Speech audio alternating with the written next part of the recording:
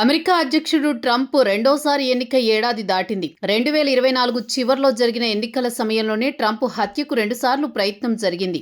అధ్యక్షుడయ్యాక ఒకసారి అటాక్ చేశారు. దీంతో భద్రతా వైఫల్యం బయటపడింది. అయితే అంతా సర్దుకుంది అని భావిస్తోన్న తరుణంలో ట్రంప్కు ముప్పు ఇప్పటికీ తొలగిపోలేదని తేలింది. తాజాగా కాలిఫోర్నియాలోని ట్రంప్ నేషనల్ గోల్ఫ్ క్లబ్ వద్ద గన్, నిషేధిత మందుతో తిరుగుతోన్న వ్యక్తిని పోలీసులు అరెస్ట్ చేశారు. ప్రెసిడెంట్ అక్కడికి రావడానికి కేవలం 2 రోజుల ముందు జరిగిన ఈ ఘటన పొంచి ఉన్న ప్రమాదాన్ని స్పష్టం చేస్తోంది. కాలిఫోర్నియాలోని రాంచో పాలోస్ వెర్డెస్ లో ఉన్న ట్రంప్ నేషనల్ గోల్ఫ్ క్లబ్లో ఆదివారం ఒక వ్యక్తి సెక్యూరిటీ ప్లానింగ్ కార్యకలాపాలు గమనిస్తూ ఫోటోలు, వీడియోలు తీస్తూ తిరుగుతున్నట్లు పోలీసులు గుర్తించారు. అతన్ని అదుపులోకి తీసుకుని విచారణ చేశారు. ఆయన పేరు G9 జాన్ టేల్ 38.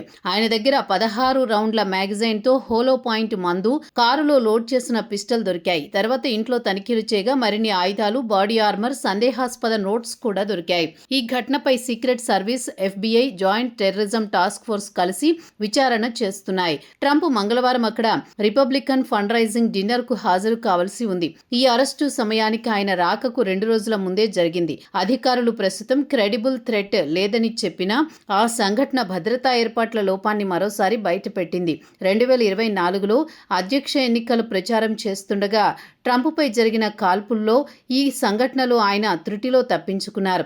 ఆ తర్వాత కూడా భద్రతా ఏర్పాట్లు మరింత కఠినం చేశారు. అయినా ఇప్పుడు మళ్లీ ఆయన సొంత గోల్ఫ్ క్లబ్ వద్ద ఇలాంటి సంఘటన జరగడం ఆయనపై ఉన్న వ్యతిరేకత ఎంత లోతుగా ఉందో చూపిస్తుంది. ట్రంప్ అధ్యక్షుడిగా ఉన్న ఆయనపై దాడులు చేయాలనే ప్రయత్నాలు ఆగడం లేదు.